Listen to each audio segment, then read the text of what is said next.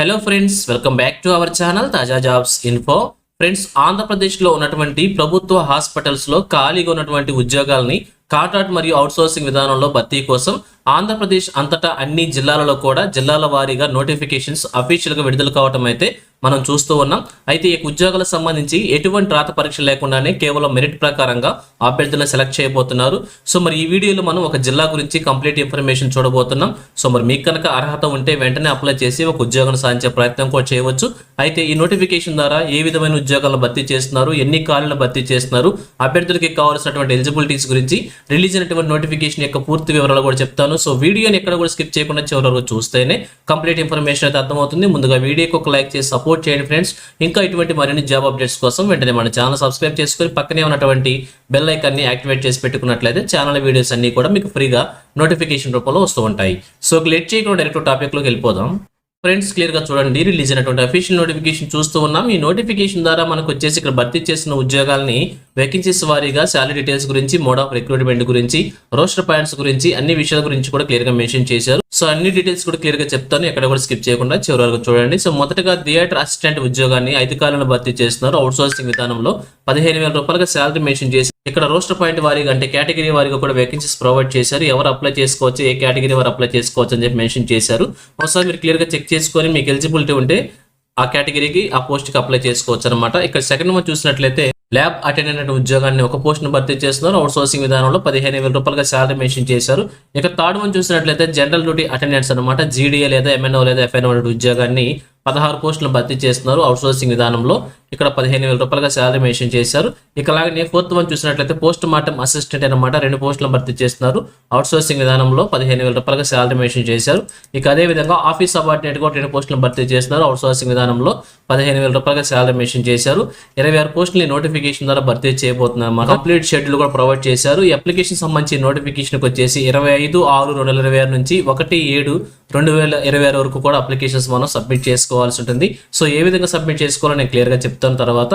అలాగే application apply చేసుకున్న ప్రతి ఒక్క అభ్యర్థికి కూడా ఒకవేళ సెలెక్ట్ అయినట్లయితే 7/7/2026 అంటే వచ్చే నెల 7వ తారీఖున అపాయింట్మెంట్ ఆర్డర్స్ ఇచ్చే అవకాశం కూడా ఉన్నట్లు క్లియర్గా మెన్షన్ చేశారు. ఇక అదేవిధంగా అభ్యర్థులకి కావాల్సినటువంటి క్వాలిఫికేషన్స్ కనుక చూసినట్లయితే మ్యాక్సిమంగా ఈ నోటిఫికేషన్లు భర్తీ చేసిన ఉద్యోగాలన్నీ కూడా అవుట్సోర్సింగ్ విధానంలోనే భర్తీ చేస్తున్నారు. అన్ని ఉద్యోగాలకు సంబంధించి కూడా మ్యాక్సిమంగా 10th క్లాస్ అర్హతతోనే భర్తీ చేస్తున్నారు. అయితే ఒక ల్యాబ్ అటెండెంట్కి సంబంధించి 10th క్లాస్ తర్వాత వొకేషనల్ ఇంటర్లో ల్యాబ్ అటెండెంట్ కోర్స్ లేదా ల్యాబ్ అటెండెంట్ కోర్స్ ఉంటే అభ్యర్థి కూడా అప్లికేషన్ అప్లై చేసుకోవచ్చు అనమాట.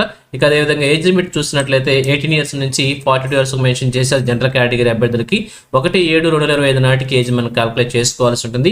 SC, ST, BC, EWS and క్యాండిడేట్స్కి వచ్చేసి 5 ఇయర్స్, అలాగే ఎక్స్ప్రెస్ మనకి 3 ఇయర్స్, అలానే డిఫరెంట్లీ ఏబుల్ పర్సన్స్కి 10 ఇయర్స్ చొప్పున కూడా ఏజ్ రిలాక్సేషన్ ప్రొవైడ్ చేశారు.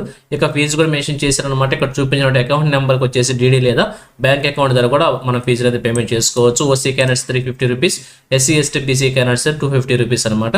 అలానే పీడబ్ల్యూడీ క్యాండిడేట్స్కి వచ్చేసి ఫీజు నుంచి ఎక్సెంప్షన్ ఇవ్వడం అయితే జరిగింది. ఇక అదేవిధంగా సెలక్షన్ ప్రొసీజర్ చూసినట్లయితే టోటల్గా 100 మార్క్స్కి సెలక్షన్ ప్రొసీజర్ ఉండబోతుంది. ఎటువంటి రాత పరీక్ష లేదు. అలాగే 75% వచ్చేసి మీకు అకాడమిక్ క్వాలిఫికేషన్ మార్క్స్ని తీసుకుంటారు. రిమైనింగ్ 25%లో 10 మార్క్స్ వచ్చేసి మీరు ఎడ్యుకేషన్ కంప్లీట్ చేసిన ఇయర్స్ వారీగా ఒక్కొక్క సంవత్సరానికి ఒక్కొక్క మార్క్స్ చొప్పున మాక్సిమం 10 మార్క్స్ కేటాయిస్తారు. రిమైనింగ్ 15 మార్క్స్ వచ్చేసి మీరు ఆల్రెడీ గవర్నమెంట్ సెక్టర్లో అవుట్సోర్సింగ్ లేదా కాంట్రాక్ట్ లేదా హానర్ బేసిస్లో వర్క్ చేసినటువంటి ఎక్స్పీరియన్స్కి కేటాయించడం అయితే జరుగుతుందన్నమాట. ఈ విధంగా ప్యూర్లీ మెరిట్ బేస్ చేసుకుని రూల్ ఆఫ్ రిజర్వేషన్ ప్రకారంగా అభ్యర్థిని సెలెక్ట్ చేయడం అయితే జరుగుతుంది.